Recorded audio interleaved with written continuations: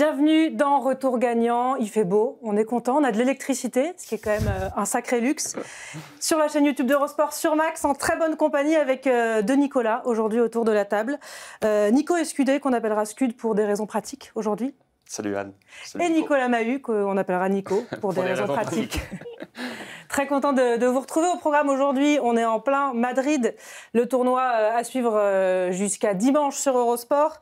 On va en parler, on va revenir sur la défaite précoce de Novak Djokovic et s'interroger, est-ce que l'homme au 24 majeur, celui qui a longtemps défié la normalité, est-il redescendu sur Terre et redevenu peut-être un joueur lambda?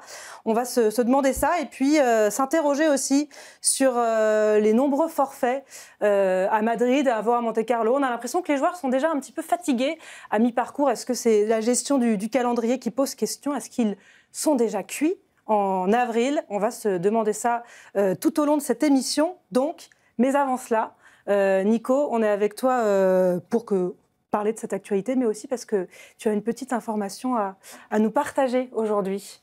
Oui, une information qui est une non-information, mais en tout cas, j'ai pris la décision d'arrêter ma carrière. Voilà, à voir à quel moment, est-ce que c'est Bercy, est-ce que c'est l'US Open. Donc il me reste quelques tournois. C'est un processus un petit peu long parce que j'étais blessé, j'ai eu du mal à revenir. En tout cas, la blessure m'a éloigné des terrains un petit peu plus longtemps que ce que je pensais au départ. Et puis au bout d'un moment, la décision elle est assez facile à prendre parce que même si j'adore ça, voilà, ça ne surprendra personne, mais pour moi c'était important d'annoncer pour pouvoir me préparer, me projeter sur mon dernier Roland-Garros et mes derniers tournois. C'est ça, du coup, la date de fin n'est pas encore connue de façon claire, mais ta reprise pour le coup dans des tournois, parce qu'on a eu la chance du coup de t'avoir en commentateur, en consultant sur Eurosport pendant cette blessure qui t'a éloigné des terrains, mais tu n'as jamais cessé de t'entraîner, de te repréparer pour retrouver les cours. C'est quoi le programme pour cette dernière année? Là, c'est de me préparer au maximum pour être performant en Roland-Garros, où je jouerai avec Pierre Hugerbert. Je vais commencer à Bordeaux. On va faire Bordeaux et Roland ensemble. Et puis ensuite, je ne sais pas encore avec qui, mais l'idée, c'est de jouer les grands chelems, donc Wimbledon, la préparation US Open.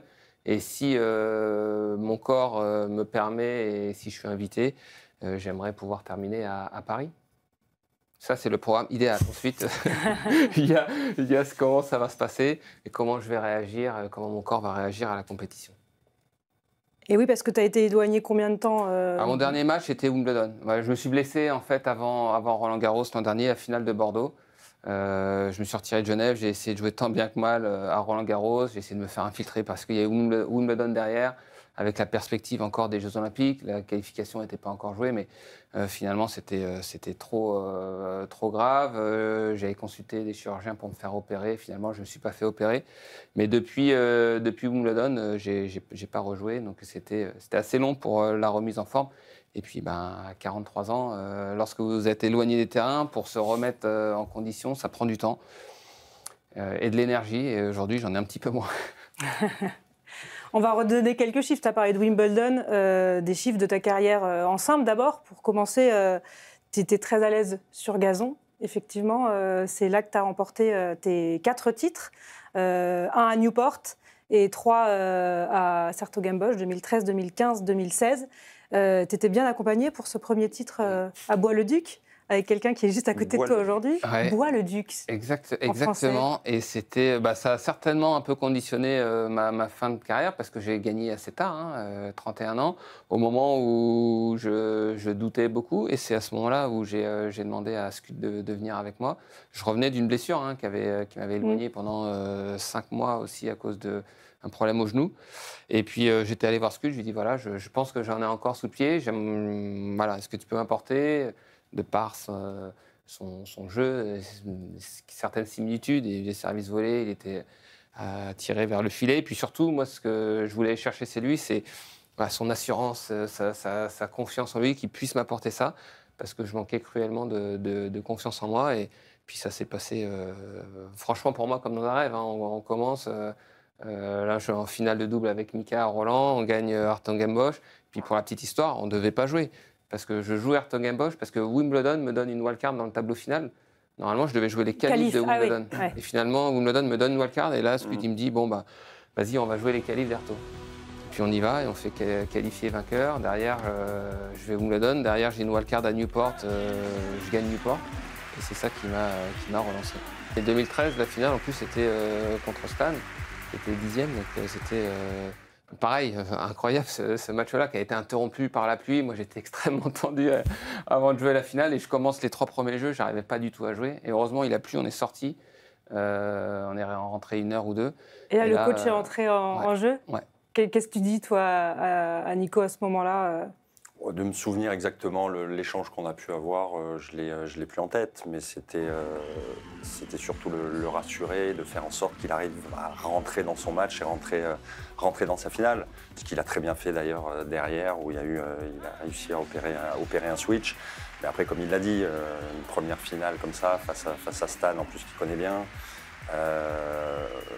forcément un petit peu de tension, de pression, à vouloir bien faire. Et donc,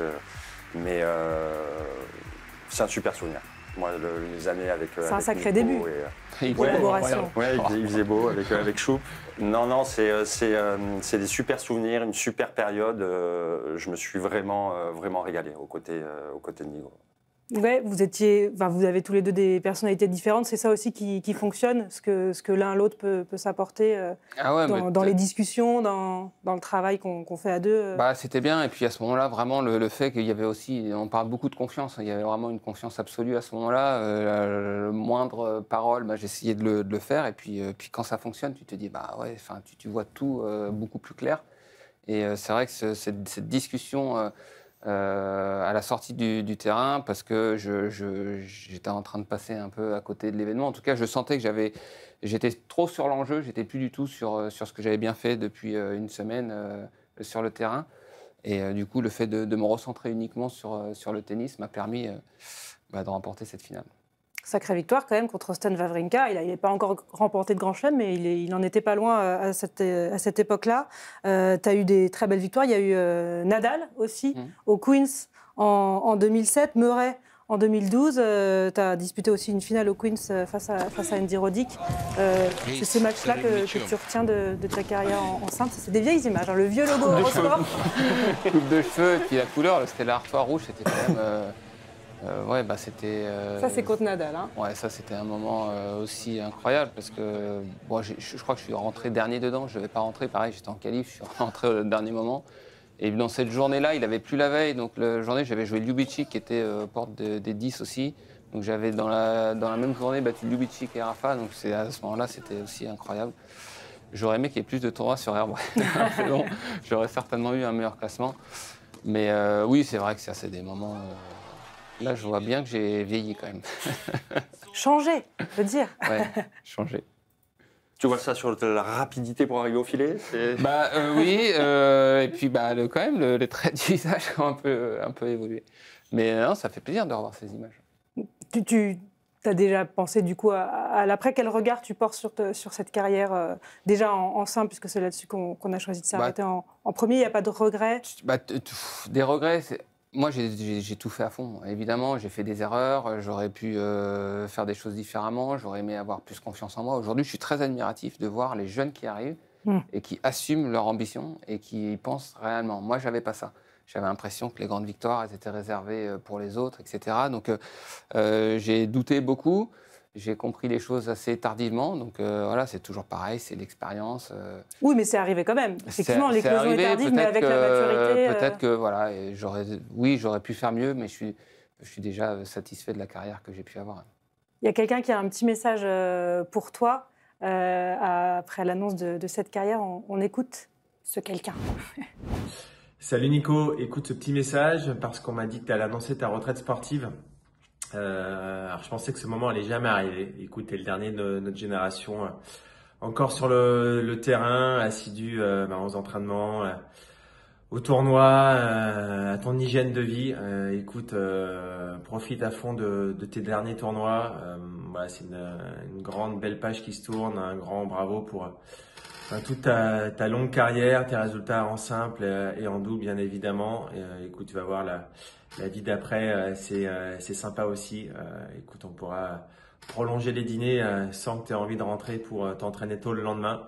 Donc ça va être sympa, on va profiter. Écoute, à très bientôt et avec toi pour les derniers tournois. Allez, à plus, ciao, ciao.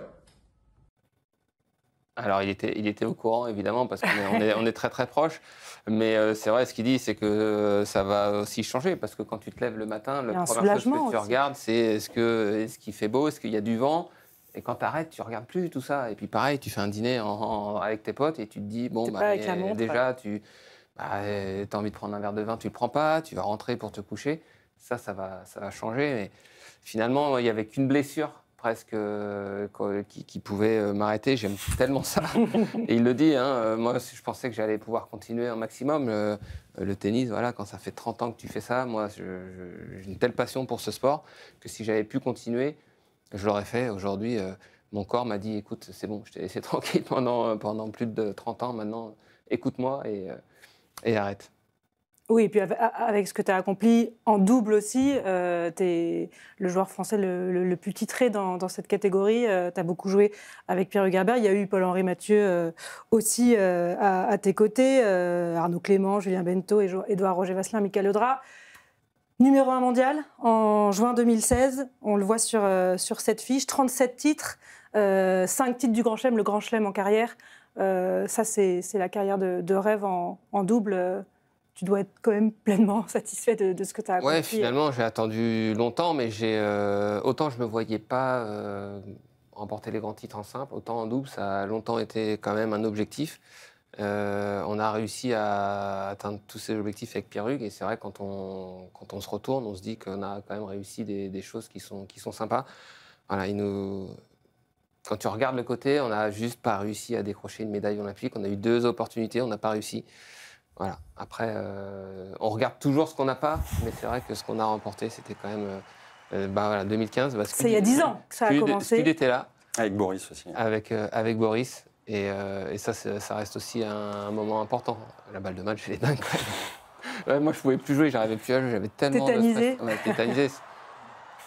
On avait perdu en finale de Roland avec Mika. Cette année-là, on avait perdu en finale de l'Australie avec Pierre Hugues. Donc je me suis dit, bon, j'y arriverai jamais. Et quand on est arrivé sur la finale, au bout d'un set et demi, j'arrivais plus à jouer. Là, pour le coup, il m'aurait fallu que je sorte du terrain pour avoir un coaching. Pour avoir un petit pep talk avec Scud. Là, c'était la fin de match, elle a été très, très difficile pour moi. Heureusement que Pierre Hugues a vraiment élevé son niveau. On te voit là. Ouais, c'est des super souvenirs. Et puis le premier, il a forcément une saveur particulière. Oui, à chaque fois, c'est difficile de hiérarchiser les émotions, mais le premier, l'adrénaline que tu ressens au moment de la balle de match, c'est absolument dingue. On avait, parce qu'il y a beaucoup d'attentes, parce qu'à ce moment-là, et puis la balle de match aussi, elle est dingue. Ce qu'on ne voit pas, c'est que le point d'avant, 15-40, donc, parce qu'il y a 15-40 sur ce jeu, j'ai un retour de deuxième à faire. Je mets le retour, je pense 5 mètres dehors. 3 mètres dehors en longueur, 3 mètres en largeur, c'était absolument dingue. Ah, le bras qui répond plus. Et puis derrière, on a la soirée aussi on a pu prendre le temps de savourer, contrairement aux autres grands chelems où on n'a pas forcément pu savourer à chaque fois. Là, c'était un moment sympa. Ouais. Ça a été le premier des 5 majeurs que vous avez remportés. Donc Wimbledon ensuite en 2016. Roland Garros en 2018, l'Open d'Australie en 2019 et à nouveau Roland Garros en 2021. Il y a du cheveu là. Il y a du cheveu des deux côtés. Ça fait un mois que tu es en Australie, tu ne vois pas le coiffeur, ça pousse. Hein. Avec Pierre Hugerbert, ce titre-là à l'Open d'Australie, il y a eu 7 Masters 1000, 2 Masters aussi, la Coupe Davis en 2017. Pierre Hugerbert qui évidemment avait aussi un petit mot pour toi, Nico. Salut mon Nico. Écoute, la coupe. Ça fait 10 ans, un peu plus de 10 ans qu'on a joué notre premier match ensemble. Il s'en est passé des choses depuis. On a pris quelques rides, on a eu des hauts, on a eu des bas. C'est vrai que souvent on comparait la relation de partenaire de double à une relation de couple. Voilà, je suis hyper fier d'avoir pu partager tous ces moments ensemble. J'espère qu'on va terminer en apothéose, que tu vas quitter finalement ton costume de commentateur et que tu vas être que tu vas voler sur le terrain ces prochains temps. Je sais en tout cas que moi j'ai hâte de te retrouver et de vivre ces moments à tes côtés et de profiter un maximum parce que voilà, je suis fier de ce qu'on a pu réaliser ensemble. Je suis fier de pouvoir te compter parmi mes amis et je sais que tu vas forcément profiter de ces derniers instants et ensuite t'éclater aussi dans ta vie après le tennis. Je te fais plein de gros bisous et je te dis à très bientôt. Ah, C'est vrai que c'est une relation de couple. Ouais, bah oui, c'est une relation de couple. Des hauts, des bas, on a beaucoup plus de hauts que de bas. Et surtout, ce qui me fait plaisir, et il le dit, hein, c'est qu'évidemment, on a notre palmarès, mais c'est ce qui reste après. Aujourd'hui, on est très proches, même si on n'habite pas au même endroit, on s'appelle régulièrement. Et voir tous les moments qu'on a passés sur le terrain et ce qu'on a gardé, c'est une vraie réussite et c'est une magnifique relation.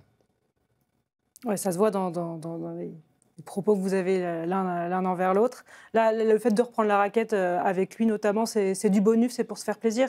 Oui, et puis après, il y a le compétiteur qui j'ai envie d'être performant. Je sais que j'aurais plus le même niveau qu'avant. C'est aussi pour ça que j'arrête. Mais j'ai envie d'être performant, de vivre un moment sympa avec Pierre-Hugues. Et lorsque je lui ai dit que j'allais arrêter et que je voulais faire mon dernier Roland avec lui, il a pas hésité une demi-seconde. Il a dit évidemment, si c'est ton dernier Roland, je veux être à tes côtés. Donc c'est aussi, voilà, ça montre la relation qu'on a aujourd'hui. Il aurait été envisageable pour ton dernier Roland de t'aligner avec quelqu'un d'autre? Non. S'il avait été blessé ou s'il avait dit non, j'aurais réfléchi. Mais pour moi, en fait, je ne m'imaginais pas jouer Roland avec quelqu'un d'autre. Voilà, après Wimbledon, US Open, ça sera différent. Mais Roland, on a gagné 2 fois. On a vraiment vécu trop de choses. Et puis, c'est quelque part peut-être un au revoir à nos amis, à la maison. Moi, j'imaginais pas ne pas jouer avec lui. Roger Federer n'était pas dispo? Peut-être pour oui, mais l'US. C'est ça, parce qu'il a dit qu'il aimerait bien faire des exhibes. Alors, parce que tu as joué avec lui. On peut faire une exhibe à Wim, s'il le souhaite. Eh ben, on va l'appeler. Ça, c'est des images où c'est ton partenaire, Roger Federer, puisque vous avez joué ensemble en double. C'était à Brisbane en 2014.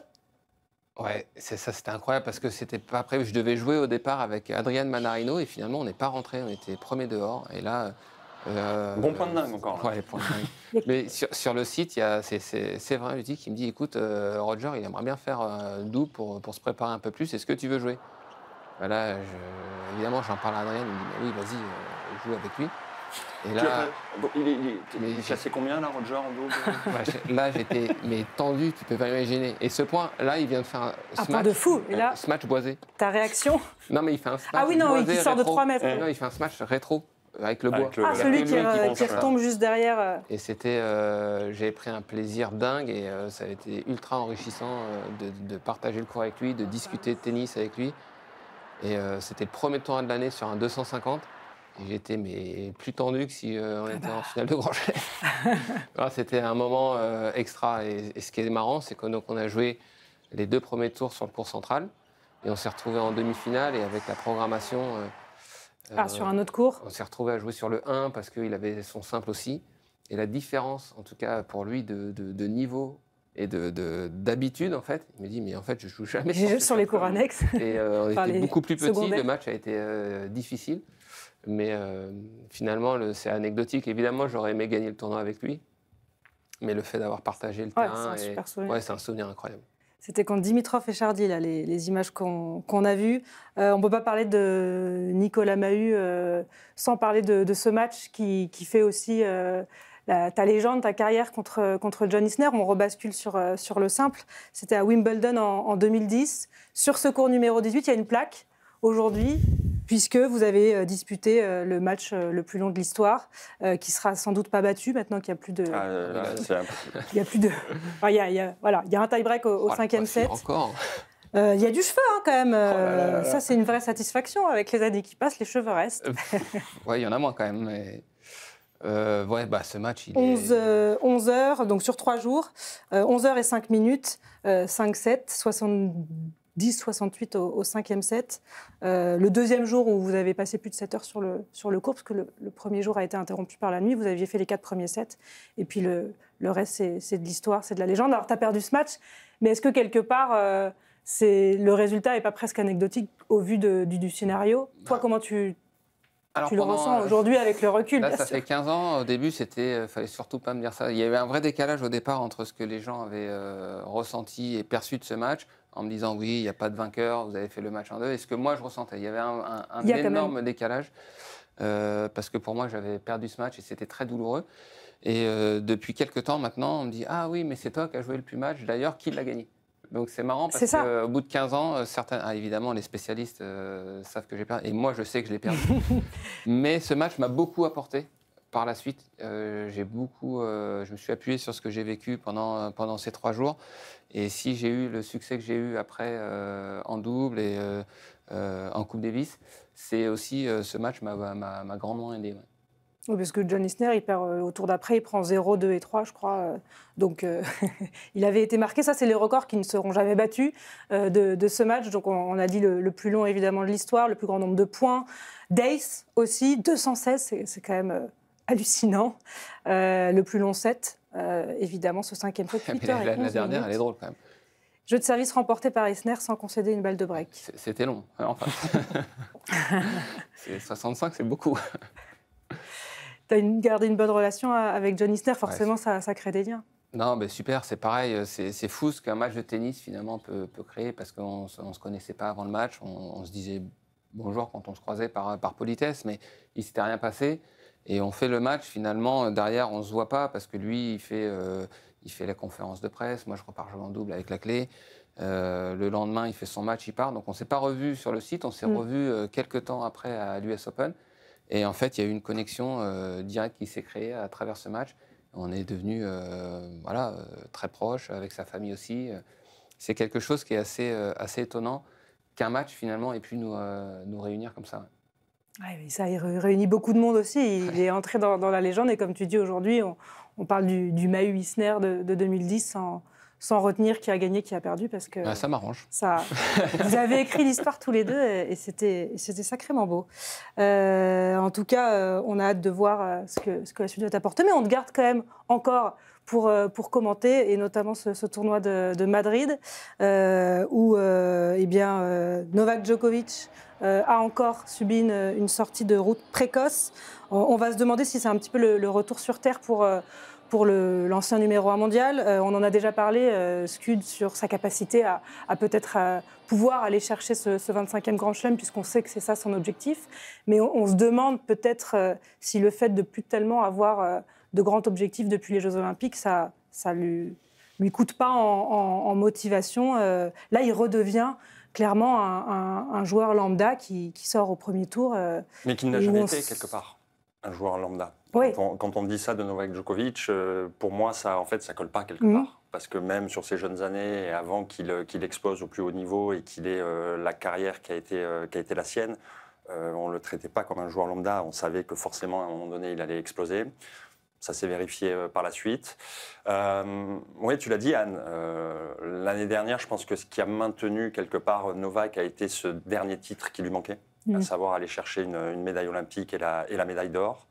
Il a réussi à le faire. Je pense que ça lui a énormément coûté. Il y a aussi le fait que ses plus grands rivaux ont arrêté aussi. Donc, il s'est aussi construit, tous, que ce soit un Roger, Rafa, même un Andy Murray, se sont construits les uns par rapport aux autres, ont fait évoluer leur jeu les uns par rapport aux autres pour pouvoir justement arriver à être les meilleurs. Mais ouais, un Novak aujourd'hui, quand je vois là, son dernier match à Madrid, je ne le commentais pas, mais je l'avais sur un écran, quand on voit un petit peu l'attitude qu'il pouvait avoir sur le court, tête basse pratiquement en permanence. Du moins, il y avait un body language qui ne collait pas avec réellement ce que Novak a dégagé pendant des années. Et ça va forcément être compliqué, mais ça, j'en ai, du moins moi, par mon point de vue, depuis ce titre au jeu et la fin de saison qui a pu être la sienne. Ouais, pour moi, aller chercher un major aujourd'hui avec la concurrence qu'il peut y avoir, avec la génération qui est arrivée, des Alcaraz, Sinner et j'en passe bien d'autres, pour moi, c'est trop compliqué pour lui, même sur un aspect physique, sur 2 semaines de tournoi, sur des matchs en 5-7. Aujourd'hui, pour moi, il ne peut plus aller les chercher. Oui, parce que là, même sur un format en 2-7, voilà, c'est 3 défaites d'affilée. Alors évidemment, on se dit qu'il y aura une motivation supplémentaire pour Roland Garros, puisque c'est ce qui le nourrit aussi. Il a fait un très bon Open d'Australie, mais il a été aussi stoppé par son physique, puisqu'il vieillit. On va quand même l'écouter, Novak Djokovic, après sa défaite face à Arnaldi, où là aussi, il semblait moins en colère qu'à Monte-Carlo, presque plus fataliste, mais il continue quand même à avoir des objectifs. I was hoping I can play one more match than I played in Monte Carlo. Kind of new reality for me, I have to say. Trying to win a match or two. Not really thinking about getting far in the tournament, and it's a completely different feeling from what I had 20 plus years of professional tennis. So it's kind of a challenge for me mentally to really face this kind of sensations on the court. Going out early now regularly in the tournaments. But that's I guess the circle of life and the career. Eventually, it was going to happen. So now I'm trying to, use this as a driving force for the future. Obviously, Grand Slams. I was saying many times that are the most important tournaments for me. Which doesn't mean that I don't want to win here. Of course, I wanted to, but Grand Slams is where I really want to play the best tennis, and I'm not sure if I'll be able to do that in Roland Garros, but I'll do my best. C'est vrai que même tennistiquement, on le reconnaît pas forcément. Toi, tu l'as vu son match face à Arnaldi. Du coup, je l'ai commenté ce match. Ouais. Mais il y a plusieurs choses. Tennistiquement, si on parle juste tennistiquement, évidemment, le match à Monte-Carlo était horrible. En tout cas, pas du tout dans les standards de Novak Djokovic. Je l'ai trouvé bien meilleur tennistiquement à Madrid. Pour moi, là où ça pioche actuellement, c'est mentalement. C'est-à-dire, c'est le fait d'accepter d'être dans le combat. Si tout se passe bien, parce que même physiquement, je le trouve encore plutôt bien. Physiquement, je le trouve bien. Mais la frustration et le fait de ne pas rentrer dans le combat, de refuser quelque part l'adversité, c'est ça qui est nouveau pour Novak Djokovic. Et c'est ça qu'il va devoir gérer ces prochaines semaines s'il veut être compétitif. Je rejoins un petit peu Scud sur le fait que sur un grand chelem, ça peut être difficile. La difficulté qu'il a aujourd'hui en étant à ce classement-là, c'est aussi il est plus protégé. En n'étant plus dans les 4 premiers, il s'expose à devoir jouer comme il l'a joué en Australie, Alcaraz en quart de finale, pour jouer un Zverev potentiellement en demi-finale ou un Sinner. Et ça devient, il faut qu'il enchaîne 3 matchs en 5-7. Là, ça peut devenir compliqué. Mais peut-être que sa meilleure chance aujourd'hui reste à Wimbledon, parce que la concurrence est un peu moins importante. Mais voilà, s'il arrive à régler ce côté un petit peu animal qu'il avait en lui, ce refus, ce rejet de la défaite absolue, je pense qu'il sera de nouveau dangereux. Là, c'est compliqué pour lui. Ça paraît fou de dire qu'il n'a pas de motivation en Master 1000, mais il a accompli tellement de choses que pour lui, c'est le cas. Il est là parce qu'il faut se préparer, parce qu'il faut jouer, et parce qu'il veut aussi essayer, j'imagine, si ça se goupille bien, de se rapprocher des 4 premiers. Mais il va devoir régler ça s'il veut de nouveau être compétitif et atteindre les finales. C'est vrai qu'on ne le reconnaît pas forcément. Il y a eu un moment dans le match face à Arnaldi où il se prend un time violation par l'arbitre. Il n'y a même pas d'énervement, de protestation. Et l'Italien était costaud. L'Italien était, c'est ça. C'est qu'on dit c'est un joueur lambda, pas tout à fait. Quand on voit la réaction des adversaires qui le battent, on voit bien que ça reste quand même quelque chose d'à part et de particulier. Moi, Novak, il y a cette réaction-là, mais c'est surtout la fin du premier set qui est à demi balancé quand même. Pour ceux qui ont regardé le match, il frappe ses revers de toutes ses forces. Le deuxième set était beaucoup plus complet. Arnaldi, j'ai trouvé vraiment très fort. Et pour aller breaker, il a réussi 2-3 points exceptionnels. J'ai trouvé son deuxième set vraiment de bonne facture. Même mentalement, c'était mieux. Mais il y a quand même beaucoup de nervosité, voilà. Il faut qu'il règle ça, et s'il règle ça, on pourra compter sur du bon Novak, je pense. D'autant plus que c'est dans ce secteur-là qu'il a, pendant des années, marché sur tout le monde. Dominé. C'est son essence. Avant même de rentrer sur le terrain. Là, il fait moins peur. Exactement, il faisait peur, il gagnait les matchs avant même de taper la première balle. Et dès que ça pouvait éventuellement rentrer dans le dur, des moments un peu importants, mentalement, il mangeait tout le monde. Et tout ça sublimé par l'idée aussi du conflit contre l'adversaire, contre lui-même, contre l'arbitre. Il se nourrit un peu de ça et aussi. On a l'impression. Avec le public aussi. Ouais, oui, mais on a l'impression qu'il y a moins ça aujourd'hui et qu'il est presque pas énervé par ce qu'il produit, plus à Monte-Carlo qu'à Madrid. Mais... Très honnêtement, je pense qu'il est rentré de là en se disant bon, je joue pas si mal. On va le voir à Rome. En Rome, ça sera encore des conditions différentes. Il va se rapprocher de Roland. Il va vouloir élever son niveau de jeu. Je pense que... Le retour de Sinner aussi, peut-être, ça peut... je sais pas, en tout cas... donner une motivation supplémentaire. C'est un joueur qui l'a beaucoup battu. Moi, je pense qu'on verra un Novak Djokovic en forme à Roland-Garros. De là à aller gagner, ça me paraît compliqué. Mais en tout cas, il faudra compter sur lui assez loin dans le tournoi. Qui saura enchaîner malgré le peu de matchs et de victoires. Ah oui, moi, ça, c'est pour lui. Il a une telle expérience, une telle connaissance de lui, d'autant plus sur le fait d'arriver à son pic de forme sur ces tournois-là. Il a une gestion qui fait que, certes, il a besoin, et d'ailleurs il le dit, il a besoin de passer du temps sur terre battue, plus que sur les autres surfaces, pour pouvoir arriver à avoir un niveau convenable. Mais oui, comme le dit Nico, il sera prêt pour Roland. Après, de là aller jusqu'au bout, ça va être compliqué. On verra, il y a de la concurrence. Même si, là, dans ce tournoi de Madrid, il y a eu beaucoup de forfaits, beaucoup d'absents. Il y en avait déjà eu à Monte-Carlo. On voit évidemment le forfait de Carlos Alcaraz avant le début du tournoi. Bon, il y a des joueurs d'une autre catégorie, comme Roberto Carvalho Baena, Jordan Thompson, Nishioka. Il y a eu des abandons en cours de tournoi. Gaël Monfils, bon, ça c'est aussi puisqu'il était complètement malade. Laszlo Djere, il y a eu Corentin Moutet, David Goffin, Botic van de Zandschulp. Holger Rune, qu'on attendait beaucoup aussi après son titre à Barcelone. Benjamin Bozzi aussi, qui malheureusement jouait très très bien et qui a dû abandonner. Tout ça, alors ils sont tous dans des situations bien différentes, ces joueurs, mais on a quand même le sentiment, en tout cas pour les top joueurs, que c'est plus compliqué qu'à d'autres saisons. En tout cas, à mi-saison, là, on n'est qu'au mois d'avril. Et il y a déjà des physiques qui grincent, comme celui de Carlos Alcaraz, qui n'a pas encore 22 ans. Est-ce que ça, c'est inquiétant? Est-ce que c'est la gestion de leur temps passé sur le terrain, de l'enchaînement des tournois qui est pas bonne pour ces joueurs-là? En fait, j'ai envie surtout moi de poser la question à Nico, vu qu'il il était encore il n'y a pas si longtemps, il va y retourner là sur le circuit, de réellement, sur le circuit, dans les vestiaires, quel est réellement l'impact de ces Master 1000 en 2 jours? Aujourd'hui, si tu fais un sondage, il n'y en a pas un qui est satisfait. Même ceux, c'est marrant parce qu'on discutait avec Quentin Alice de ça. Aujourd'hui, lui, il a un classement où il bénéficie de ces Master 1000 parce qu'il rentre avec son classement. Avant, il fallait être 40e. Donc, il bénéficie du fait d'avoir des tableaux plus grands. Mais même lui, il dit, mais c'est pas bon parce que on dit oui, c'est sur 10 jours, les joueurs, ils ont des journées de repos.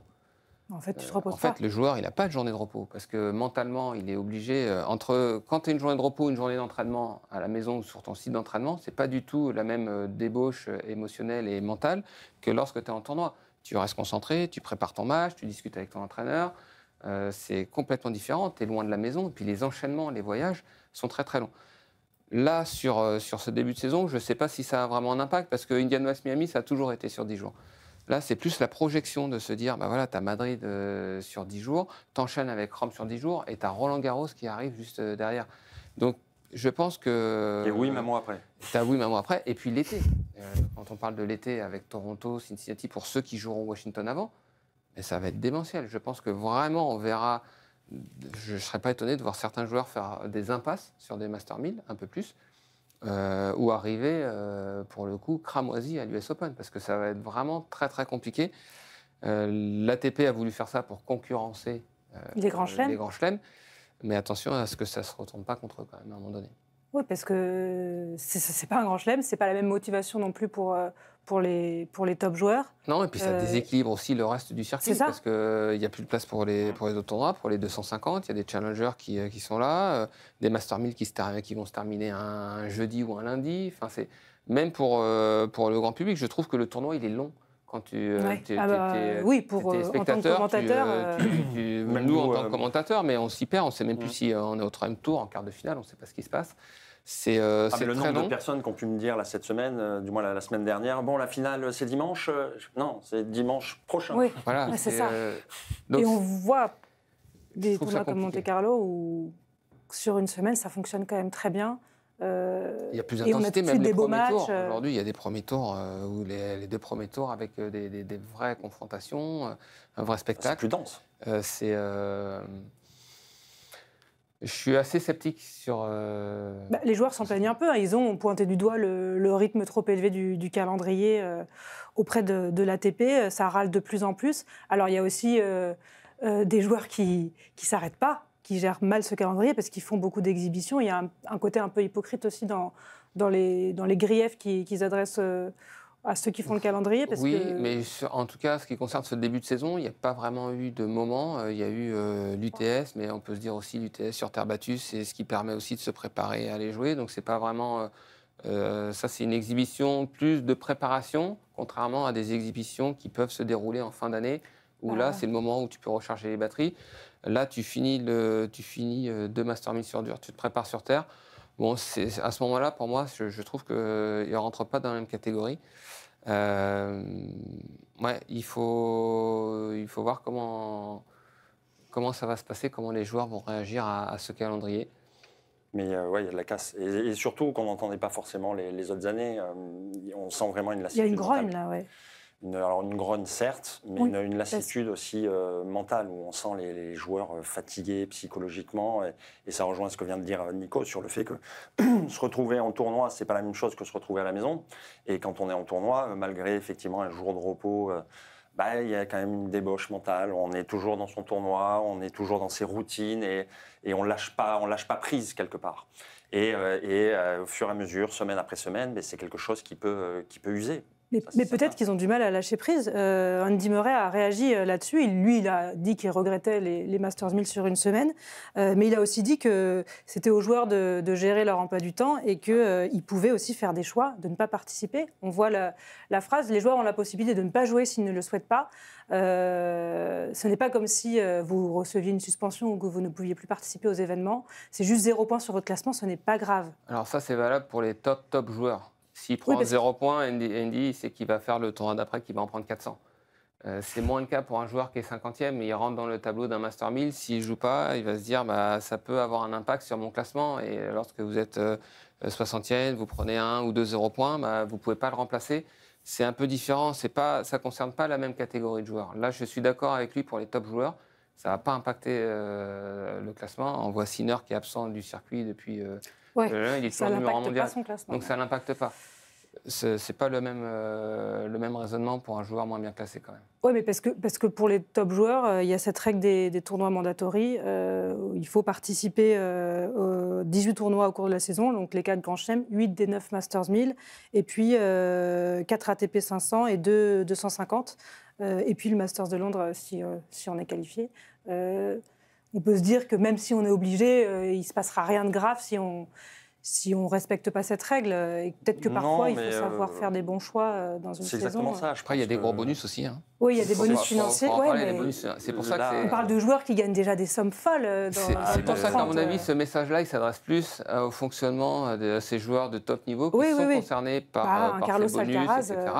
Encore une fois, la différence avec un joueur qui est 60e, qui a l'opportunité de rentrer dans ces Master 1000, donc de gagner plus d'argent, plus de points, il va le faire. Donc, et c'est important. Je conseillerais à ce joueur-là de rentrer s'il rentre dans le tableau. C'était plus compliqué. Moi, par moment, quand j'étais à la limite, 40e, que je rentrais directement, j'espérais pouvoir être 1 ou 2 dehors sur la première liste. Comme ça, je pouvais choisir de jouer ou non les tournois, parce que lorsque vous jouez, vous y allez, parce que vous n'allez pas vous retirer d'un Master 1000 quand vous êtes à ce classement-là. Oui, mais la question, c'est vrai qu'elle se pose plus pour les top joueurs et pour un Carlos Alcaraz qui parfois donne le sentiment de vouloir tout faire avec cette responsabilité aussi qui se donne à lui-même de divertir le public, d'être au top. Là, il s'est laissé, en tout cas, il s'est écouté. Hein, en se retirant de Madrid, là, pour le coup, il s'est écouté. Oui, il s'est écouté. Je pense aussi qu'il était quand même aussi touché un petit peu physiquement, parce que pour avoir commenté Barcelone, ça rejoint aussi quelque part Runeux. La finale de Barcelone et le premier set, ça faisait très très longtemps que j'avais pas vu un niveau de jeu pareil entre les deux joueurs. C'était une finale juste impressionnante. Ils sont allés puiser très très loin. D'ailleurs, ça a lâché pour Carlos au milieu de la deuxième manche, début du deuxième. Mais ouais, il y a un enchaînement dingue. Et si on parle d'Alcaraz, il a vécu une saison, une tournée américaine extrêmement compliquée sur un aspect mental. D'ailleurs, il a éprouvé le besoin de couper derrière. Il est arrivé à Monte-Carlo, il est allé au bout. sur un tournoi qu'il n'avait joué qu'une seule fois, qui Oui, c'est manquait le encore à premier son sur palmarès. C'était le premier sur terre battue. Il a eu, quoi qu'on en dise, et malgré le résultat final, il n'a pas forcément eu que des matchs simples. Donc il a fallu puiser. Derrière, il enchaîne à Barcelone, chez lui, avec l'attente que l'on sait, pour après encore enchaîner forcément chez lui à Madrid. Ça fait beaucoup. Après, ils sont jeunes. Comme a pu le dire un Novak à son âge, on n'avait même pas le palmarès qu'il peut avoir. Donc laissez-le aussi un petit peu tranquille. Mais sans remettre. Mais je pense qu'il va au fur et à mesure aussi comprendre l'importance, et avec son staff, de construire réellement une saison pour pouvoir arriver, en fonction des objectifs qui vont être les siens, et je pense que c'est forcément les 4 majeurs, à savoir les 4 tournois du Grand Chelem, agencer un petit peu différemment les choses. Mais c'est là aussi où c'est intéressant, c'est-à-dire qu'il y a quelques années, il y a 5-10 ans, on ne se posait pas la question. Novak, Rafa, Roger, ils enchaînaient. Oui. Indian Wells, Miami, et Rafa, il était là à Monte-Carlo, il gagnait, Barcelone, il gagnait, Madrid, Rome, Roland, et le lendemain, il était à Wim aussi.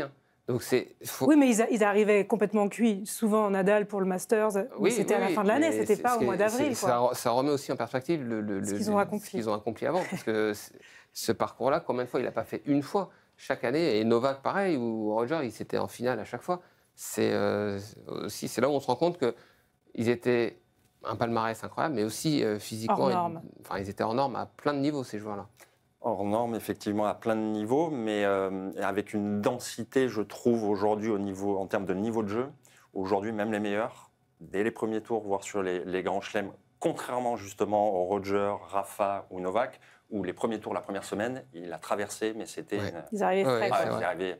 Là, aujourd'hui, déjà, sur les premiers tours, on commence à aller piocher dans la réserve. Donc voilà, mais c'est des choses qui se construisent aussi avec le temps.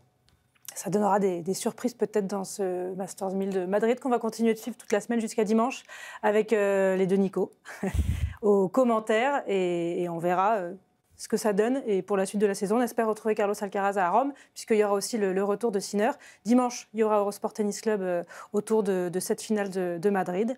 Et puis, on a hâte de voir la suite aussi, raquette en main pour toi, Nico. En tout cas, on est content que tu sois venu nous annoncer ça ici dans Retour Gagnant. Merci, Anne. Un plaisir. Merci. Qu'est-ce qui va te manquer? Qu'est-ce qui va me manquer? Un central full. Ouais. L'adrénaline. Ouais, mais l'équipe de France, en fait. Je veux dire, à partir du moment où j'ai vu que j'étais plus en équipe de France, tout de suite, ma motivation, elle a baissé. Et quand ma motivation a baissé, voilà, j'adore le tennis, mais j'ai besoin d'avoir des objectifs. Et c'est vrai que ce qui va me manquer, c'est peut-être me retrouver avant l'adrénaline, avant les grands matchs. Et puis, voilà. Tu vas en vivre encore quelques-uns, là. J'espère. Et nous, on espère aussi. Merci à tous les deux. Merci à Seb Petit, à Florian Caloise, à Nolwenn Miguin, qui nous ont aidés sur la préparation de cette émission. Le tournoi de Madrid, ça continue sur Eurosport. Et nous, on se retrouve mardi prochain pour un nouveau Retour Gagnant. Bye bye.